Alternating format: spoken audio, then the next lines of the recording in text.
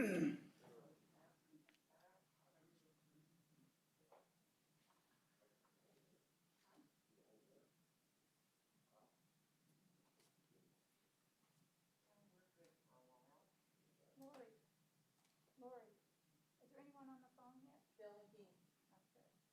Ferraro, how are you?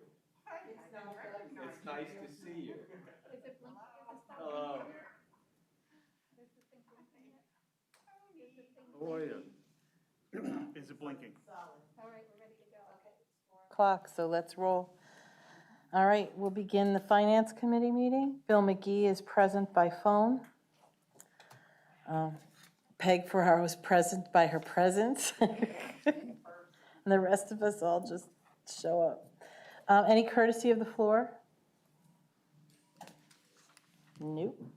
Discussion regarding an amendment to the 2020 Budget Amendment Ordinance. It will only be introduced tomorrow. My understanding is that we can't amend an ordinance with a resolution. We have to amend it with an ordinance, so it will be introduced tomorrow and voted, what did Linda say, the 7th? Is that the right day? 2nd of July.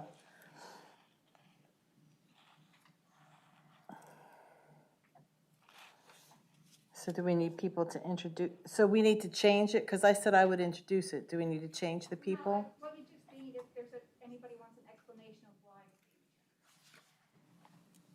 That's why it's on here. Are we good? Any other questions? Okay, moving on. Discussion regarding hazard pay for employees.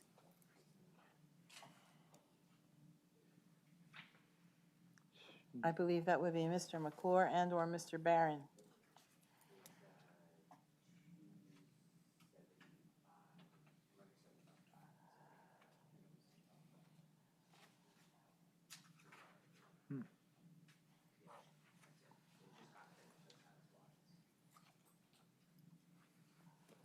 Hello.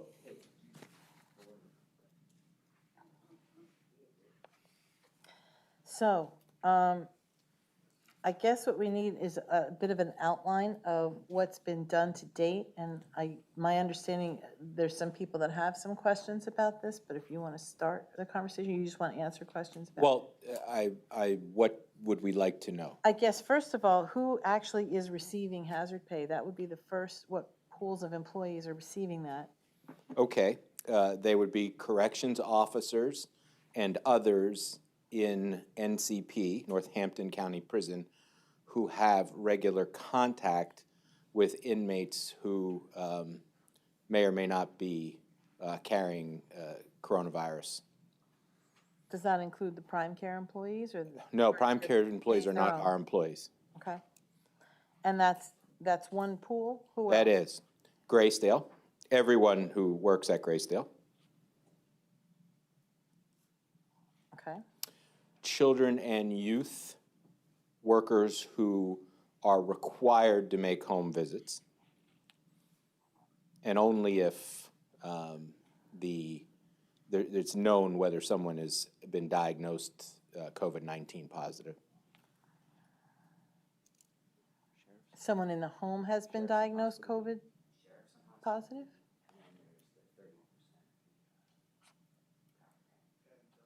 Right, yeah. And sheriffs who do hospital duty. Yeah. And of course, the courts have some employees who have to deal directly with a population that may be infected, and that's in the Juvenile Justice Center. So is that all of their employees? Yes. Well, I don't know about their front office folks, but everyone who comes in contact with someone who might be infected, yes.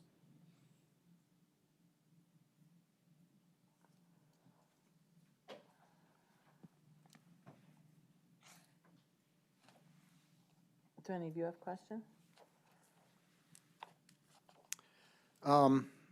So I guess I saw that at the jail, there's no longer any cases. So I guess my question is, if there's no cases there, what is the reasoning behind continuing to give hazard pay? We're not going to continue after this pay period.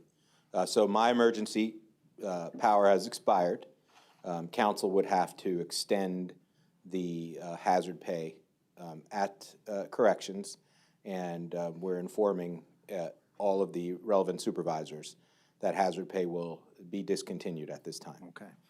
And then the other question I had is, any of this picked up by the CARES Act? We don't know the answer to that yet. We are hoping that, in fact, some of it will be reimbursable, and we're certainly going to try. Okay, thank you. But to date, it has not been? It has not been. We don't know for sure. We don't know for sure yet. We don't know the answer to that question. It is a question we ask, but we do not have an answer. I have an anonymous user on the phone. Do I have to do anything with that? Hello? Oh, it's Carrie. Hi, Carrie. We're on the hazard pay section of the agenda. Okay. And I'm sorry, the answer was no, that it's not picked up to date? We do not know the answer to that question. We do not know whether any of the CARES money will be applicable to. I guess is the obvious question, how much have we spent to date in hazard pay? It's about 1.7 million. Will probably be about 2 when we're done. When you're done, when? At the end of this current pay period. I believe June 27th is the cutoff.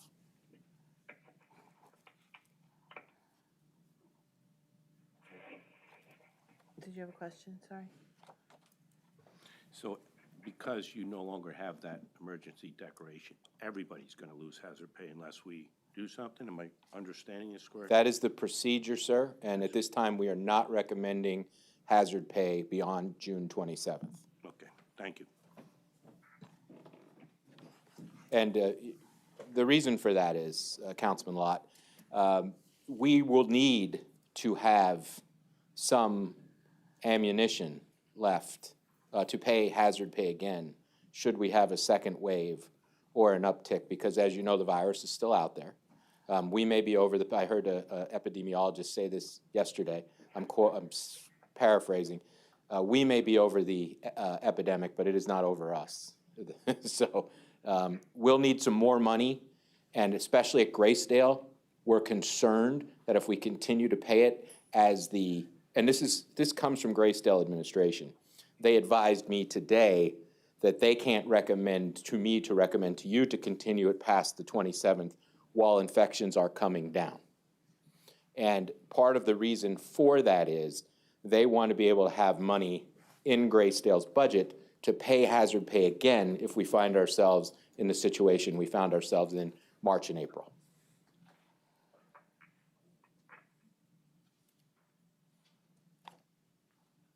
Gentlemen on the phone, there's 3 participants out. Anyone on the phone have questions for Mr. McClure regarding hazard pay? No, thank you for asking. This is Tara. No. Bill? Yes, I do. Yes, I do. Question. Can you guys break out how much hazard pay for each department? Yes. So I know the prison, the jail or the prison, it's only the workers in contact, so I'm assuming that's not a big, everything's a big spend, but I don't, compared to everything else. And then the people at Graysdale still working with the COVID patients, what percentage of the population of the premium pay is getting that? Well, so is that 10% of the population of Graysdale? 100, Or less? 100. Did you hear the answer? He said 100. Everyone there gets at least 20% hazard pay. I will say when we break it down for you, and I hope we'll have it to you by the end of the week, you'll see that the lion's share of the hazard pay was paid to Graysdale. Yeah, but at Graysdale, isn't there certain employees that are working in the COVID Yes, areas? the employees who work on Tower 10, sir, get 30% of their base salary as hazard pay, and then everyone else gets 20. We may have raised it to What is the 25. What is the percentage? We raised it to of the 25, people actually. Wait, Bill. Work, Go ahead, Bill. what is the percentage of the people working in the COVID areas? Just those people, Tower 10. Very small of the overall number of the 678 people who work there. I'd like that broken out. Sure, well, if sure. possible. We'll give you an approximate percentage. It's very small. And I believe they told us today, and Sue will be here a little later, and we can confirm for you. I believe we only have 14 in-house positives now, and 5 in the hospital, which is really good news. Also, the children and youth that are going to the COVID houses, I can't imagine that being a big number, right? But there is some people that are still having to go into a COVID area. There are, well, we don't know whether or not anyone in the family has COVID-19 or the coronavirus. But what we do know is that those, first of all, those visits are mandatory, sir. The state requires them. And those employees are being given face shields, N95 masks, and gloves in order to make those visits. So I think it's important that we all remind each other and the public at large that while we are doing everything we possibly can to limit the risk, we can't take the risk to zero. And I think face shields, N95 masks, and gloves really will serve to greatly reduce the risk to those children and youth workers. And I guess the last question is, you know, the staffing issues that we had prior to the premium pay. You know, I guess you can't really predict how that's going to play out either. And I guess is there any other counties that are continuing the premium pay? Sir, I don't know. We didn't inquire. We're usually a leader on these things. And we didn't inquire as to what other folks are doing because we think that this is the most sound process for Northampton County to follow, so that if we have a second wave that was as difficult for us to deal with at Graysdale as the first was, we'll need some ammunition in that Graysdale budget to pay hazard pay again. So I understand your point, but it's Graysdale administration view that June 27th is the time to end it for now. Thank you. Thank you, sir. Lori, Yes, Carrie? I have one question because I looked at a note that I had. Was the Juvenile Justice Center included in hazard pay? Yes, sir. Okay, that's going to get broke down too? Yes, sir. Thank you. Welcome. So do we have to take any action on this at this time? No? No, it'll just, the administrative order will expire and that will be that. So the pay is received on the 27th, or the 27th is the last work day? I believe that will be the last work day. Yeah, They'll be paid the hazard 27th pay. is the last work day, and July 3rd paycheck will be it.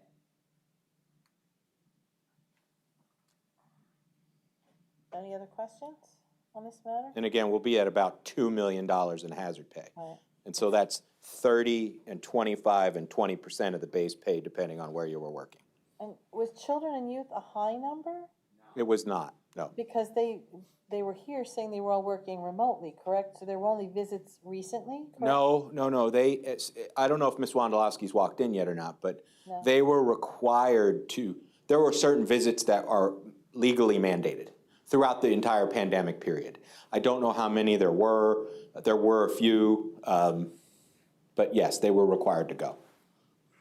And again, there's no money that we know coming from the state at this time. We asked the question, we don't have an answer yet, but there is a lot of money out there right now. Okay. I'm sure you and the Norco Money Man will do your best. Right now, the 2 million extra dollars we paid the folks who showed up to work to take care of other folks who had or could have had COVID is not materially affecting us at this time. However, if we were to continue to pay it, it would.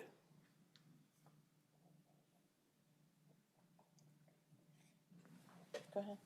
I think what he's implying is that we're gonna have to raise taxes if we keep this up for an extended period of time, and there's no reimbursement from the federal government. Was that a mansplain? Or is that a money splain? I think Mike, a tax increase is, I don't think implicated at this point.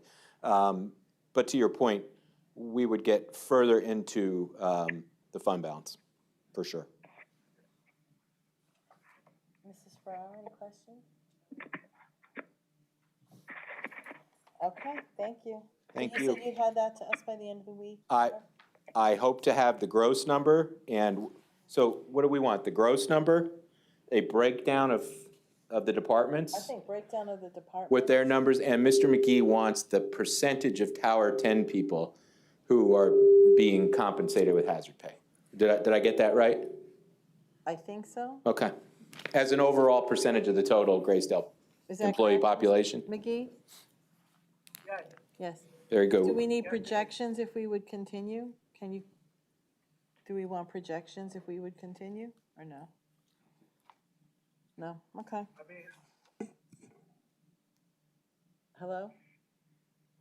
So it'd be about projections would be nice, $272,000 but a I pay just don't period. know how feasible it would be for them to, I mean, how much time it would take them to put them together. I mean, they could look back and pretty much go off of the past, right? So it'd be about Don't know if they broke it down $275,000 a into pay those period, categories. give or take, $275,000 pay period? approximately. It'll be less and more. Okay. Okay, thank you. Okay, next is discussion regarding Article 13 contracts.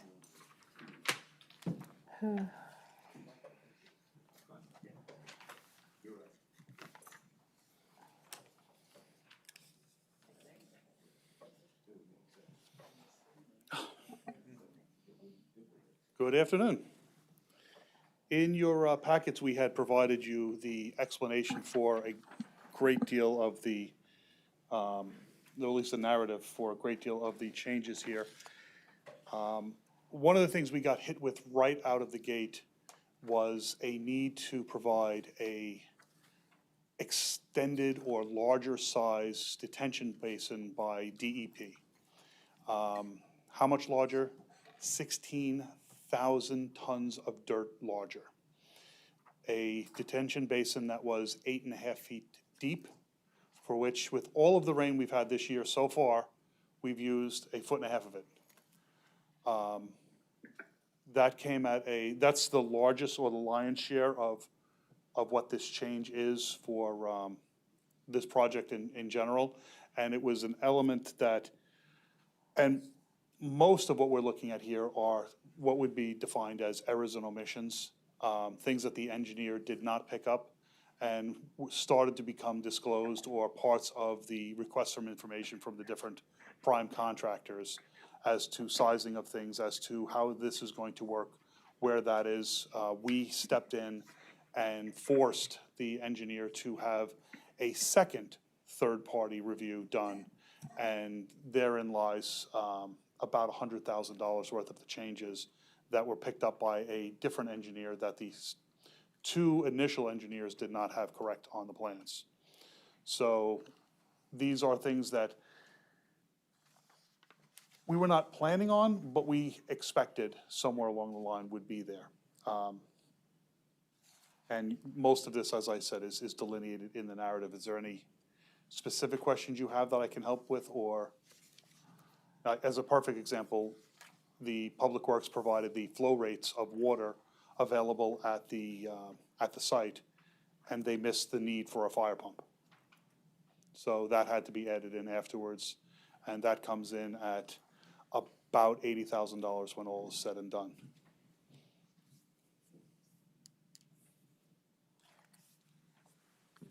So did we provide for a contingency in the budget? We did. That'll be covered? Yes.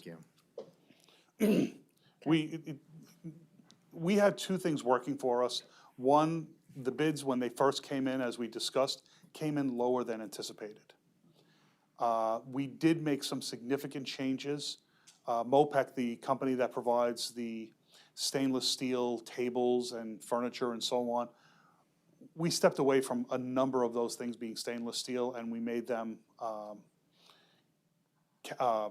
hospital grade or lab grade Formica. So that was a savings, but that came out of the MOPEC price, which started off at around 800,000. That wound up being somewhere closer by the time we closed with them for almost 480,000.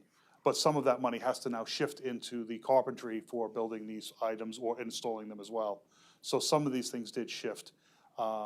Lighting, what is not shown here at this point, unfortunately, is we have not settled on some of the credits that we'll be getting. As an example, the electrical contractor had light fixtures set up for all of the refrigeration, all of the freezing areas, and some of the other areas provided by MOPEC. That is being provided by that vendor, so we're going to be getting a credit back for those, and we're anxiously awaiting seeing some of those monies back. There's a couple of other little things that we're just trying to break out as to what the credit is before we move forward on what the change order will look like. Mr. Dertinger, two things. Do you foresee any more change orders coming forward? I mean, you talk about credits coming forward. Are we seeing any more large bills that? Large, no. I think one of the startling findings that we had with the second third-party review has kind of addressed all of the things that should be out there. You know, clearly, we have, as a perfect example today, I walked the site, and there's an element for which there seems to be a truss missing in the plan design along one of the walls where girts need to be to attach a panel. That's on one of the gable ends that was just noticed today. So that's something that we're going to be relocating girts from one side to another to accommodate, and that's, you know, that will be there. But I suspect that we will still be well within the allowances that we had for expected and unexpected changes. Did the permitting delay, did that cost The the permitting county delay much? killed us. Killed us, oh, okay. Yeah, to be quite frank, the DEP, in making the drastic changes for this detention pond that we didn't foresee coming, we had several meetings with them before. Our engineering firm, I did not follow the directives or the recommendations that were being given. We had, I would say, no fewer than 4 pre-con meetings for this to make sure that everything would be there and ready to go. The township worked really well with us to get everything moving, but we just got held up on our DEP permitting. That would have initially pushed us out to about December 30th to start foundations. We were able to, one of the things we have in here, and we were able to make a couple of minor modifications with DEP. We changed the order of operations for the foundation, and we were able to claw back about 6, almost 7 weeks of that, so that foundations were done by then. We wouldn't be where we are today, which today, if anyone's had the opportunity to drive by, the exteriors are almost completely framed. They've started the brickwork on the 2 sides that will have brickwork. All of the concrete has been poured, all of the steel is complete at this time, and the roof panels will start arriving next week, so that they will at least be under roof, and they're moving towards making that whole facility watertight. Because the walls are framed, then they'll be ready to start doing drywall soon. Thank you. I have a question about the language, and I might need a money explain on that. It says council approval required to increase total contract amount by 490,000, et cetera, et cetera. It says 418,557.47 was approved and 71,507.909 is pending. So are we Yes. really increasing it just by the 71? No, it would be the full 490.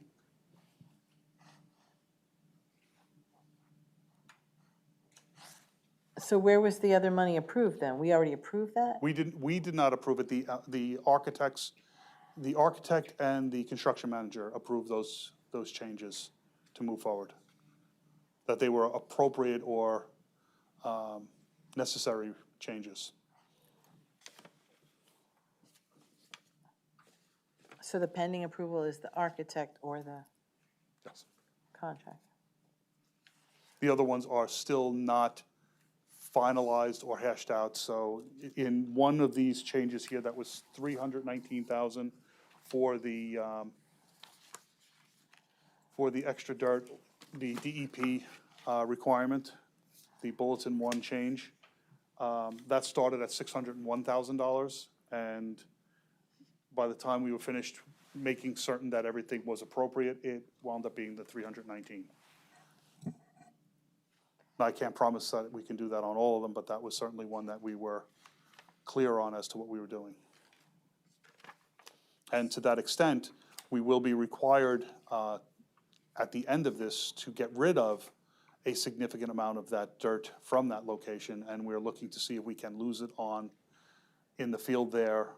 That will require us to get another DEP permit to expand the area of disturbance, or to see if it's something that we could use somewhere in our parks or otherwise, but we would have to get rid of that dirt as well.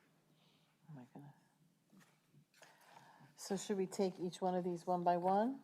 Okay, so the first one is Sardoni Construction Services to increase the total contract by $490,064.56. Original amount was $6,050,000.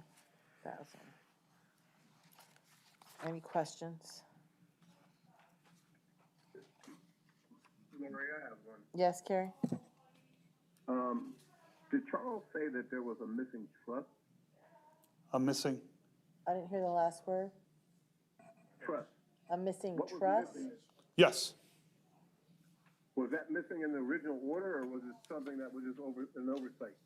it was an error and omission in the engineering. Okay.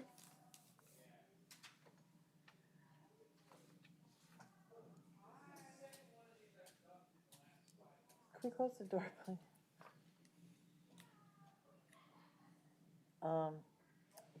Any questions or motion to approve, to move forward for tomorrow evening? Recommend approval, motion.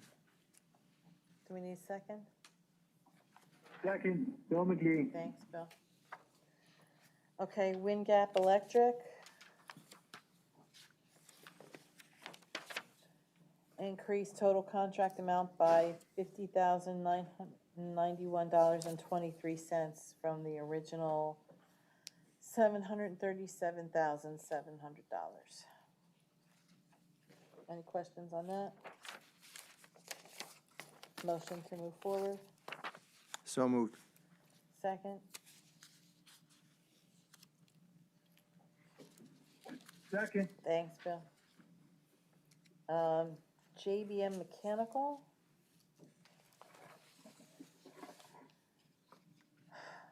Increase total contract by $95,038.78.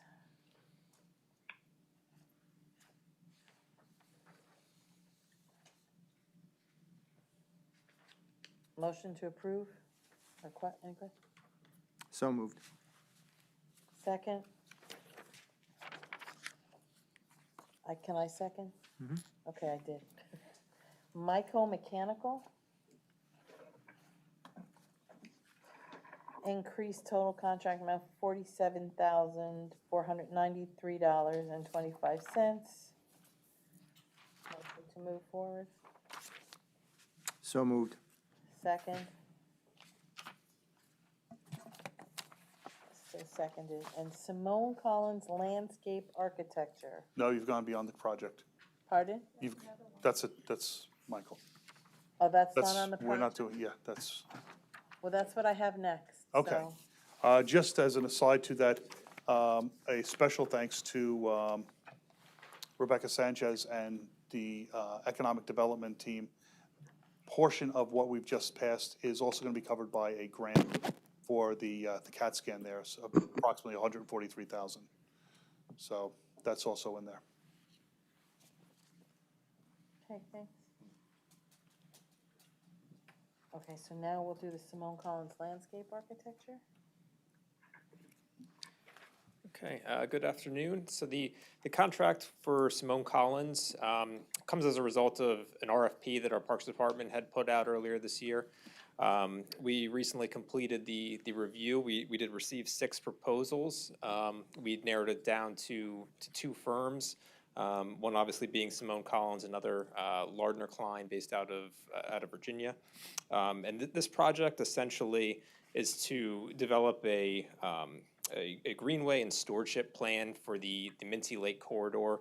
The area comprises approximately 1,100 acres, obviously consisting of Minty Lake, Bear Swamp, the Tots Gap area.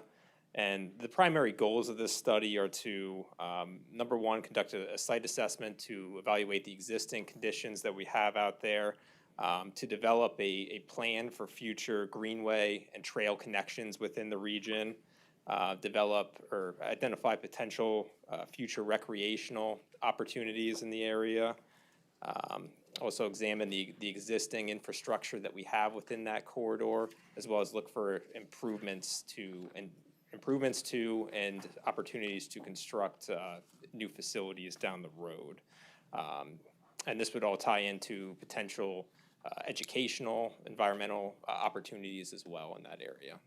So by hiring this consultant, they'll kind of lay out the master plan for us on how we would like to proceed in enhancing this region throughout the future, and to develop a conceptual plan for us in terms of potential greenway and trail connections, as well as infrastructure improvements. And it's 20 months to do the plan?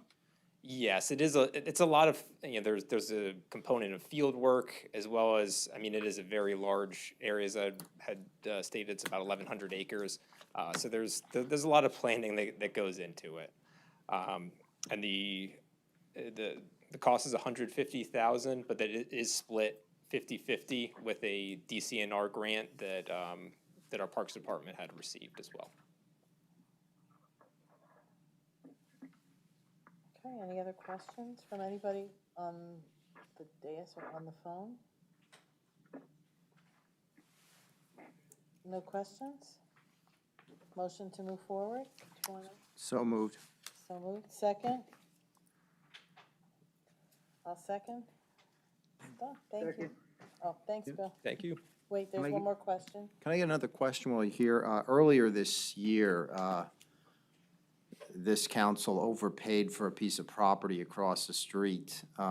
We were told that it desperately needed to be knocked down and created a parking lot. Could you give us an update on that, if anything's gone on? Yes, so one of the challenges with that site that kind of extended the construction was the stability of that embankment.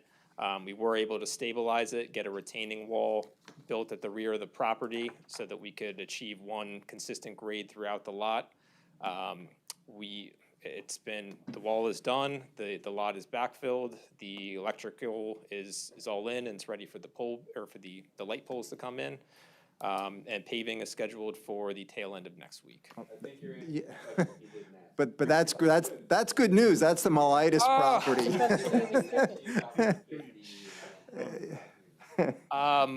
We had brought a consultant.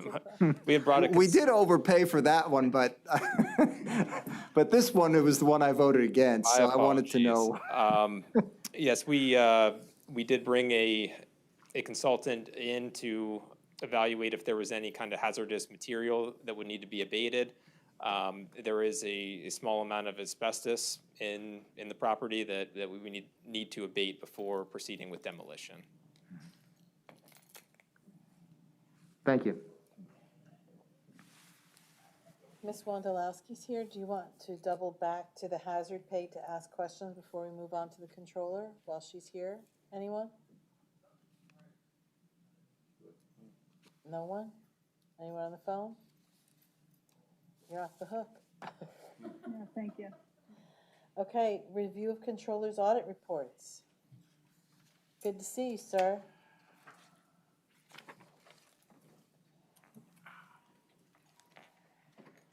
Okay. I'm glad I'm the easiest one. You did receive a civil and sheriff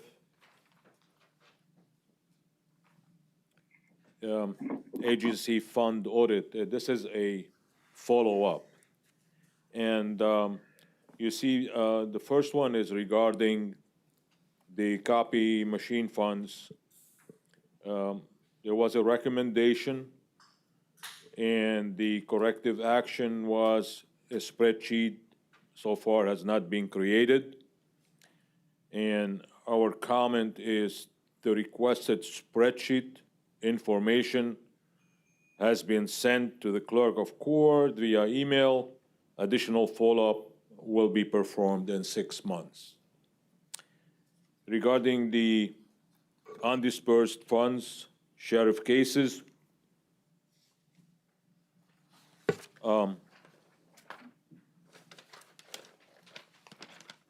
again, that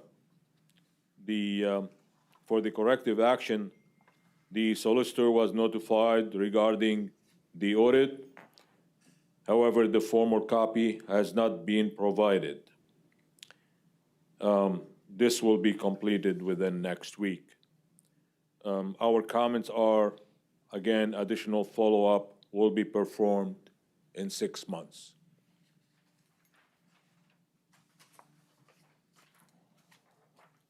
Next, you did receive also, this is a follow-up for the seized cash account.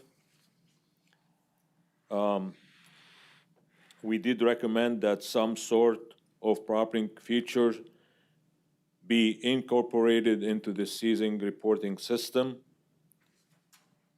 For the corrective action, the IT department has set up a reminder notice on the Drug Task Force website, advising the officer that he/she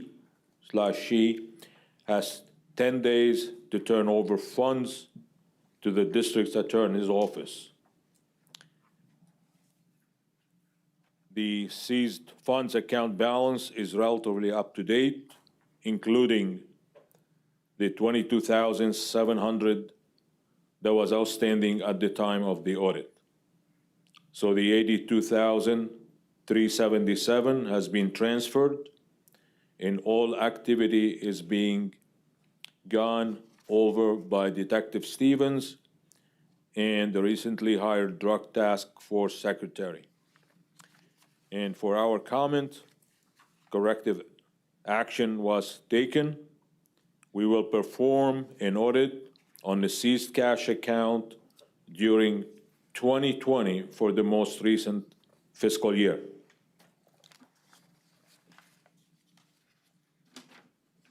And again, is the corrective action was taken and no further follow-up is necessary. We will perform an audit of the seized cash account during 2020 for the most recent fiscal year.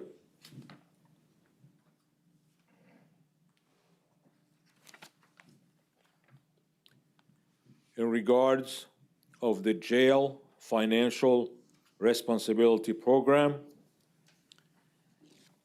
reviewing room and board policy, the corrective action, we are always looking to explore other options and ideas. Our comments, the jail pays close attention to the profile of its inmate population, and over time, has gained an historical perspective on the demographics of the jail population.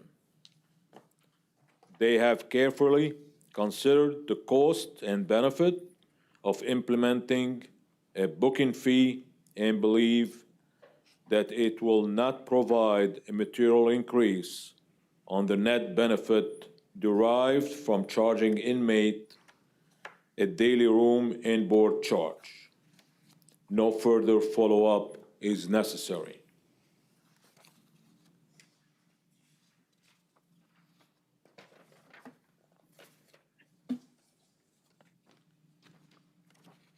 Compliance. Again, our comments are corrective action was taken and no further follow-up is necessary. The last one is an audit for the hotel room rental tax. It's extended stay America Bethlehem. That was for the period of January 1, 2017 to the December 31st, 2018.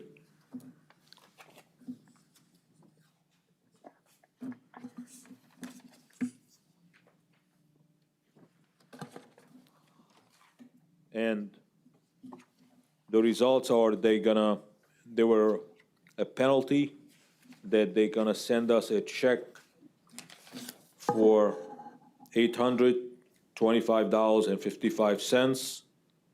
And you will see the last page is how these numbers came out from. And I will follow up whether we did receive the money or not. That's all I have for tonight. Thank you. Any questions? Yeah, just one on the seized asset audit. Are these done post-conviction, pre-conviction? That's a lot of money. It was $82,000 that was transferred. Does anybody know? Steve knows. I know.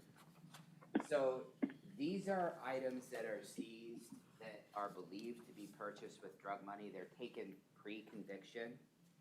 And they're held by the law enforcement agencies because a lot of that stuff that is taken is evidence. Once the person either pleads guilty or then is convicted, that money then has to, based on a court order, then has to be accounted for with the drug task force. So you'll see large amounts of money transfer at a specific time. Usually it's for a bunch of different cases. And you kind of have to watch because even if you're convicted, sometimes that money can be the subject of a civil litigation. If a car was seized that happens to not be purchased with drug proceeds, that car can't be converted to cash or used any other way if it's part of civil litigation. So there's a civil litigation against law enforcement agencies to return property that may have been wrongfully seized. So the DA's office has to follow that very closely. The Attorney General has oversight over that, and then we do it locally and provide the Attorney General as an independent auditor that level of information. So that's how the money technically flows. Okay, so in this case, the $22,000 was just sitting there, and had to be transferred in? About 2 months into when I first became controller, Mhm. I watched Detective Stevens and another detective carrying $122,000 in money, literally in plastic bags, through the front door of the courthouse. So a lot of times there's a lot of cash that flows around. I asked him to pay off my student loans and it didn't work.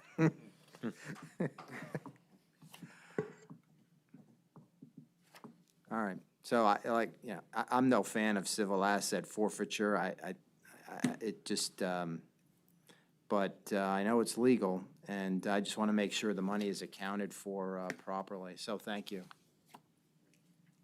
Any other questions or concerns? Okay, thank you. And with that, I believe we are adjourned. Oh, I have one thing. We are not adjourned. For the good of the body. I'm surprised Mr. Cusick is always asking this question about financial statements. And while I don't have financial About what? statements. About what?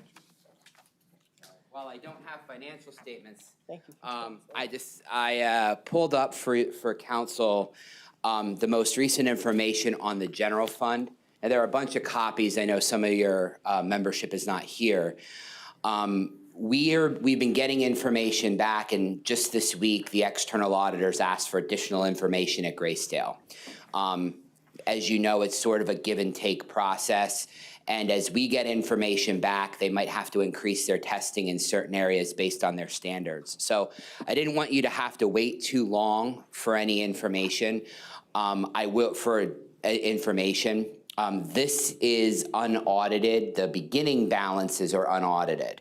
So some of this might change. And Mr. Cusick, I know you've been asking about the first quarter financial statements. As you know, those build on the year-end audited statements. So publishing first quarter statements would be very difficult because we'd have to restate them then once we got the audited numbers. Even the littlest change can affect the long-term 3-month outlook for the county. In a material way sometimes. One of the things I just wanted to point out to the members of council, if you look on page 3 at the very top, real property current, you will see that we predicted originally $96,800. During COVID, our assessors were very busy working. We put $2 million of real estate on the books. That real estate has been, paid, collected in the discount period, which has been extended. So right now we have, there's a remaining of the 1.3 because we did adjust. So we've collected 101% of the current real estate. Now there is some of that will go past due. There are some properties that we know there are people who are always past due year after year after year. So we're doing very, very well collecting property taxes. Most of it during the discount period was paid prior to us going into lockdown and pre-COVID, just because of the way our billing cycle goes.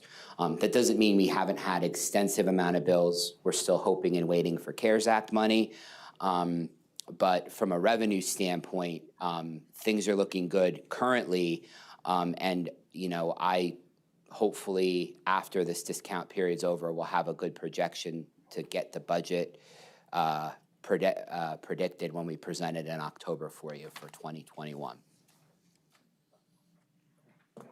If you have any other questions, I will also be here tomorrow night if anything that you read there piques your interest or you have any other questions. Thank you. Thank you. Now I can adjourn. Do we need to take a break until 5 o'clock? No. Just 5 minutes? Okay. 5-minute break to reset.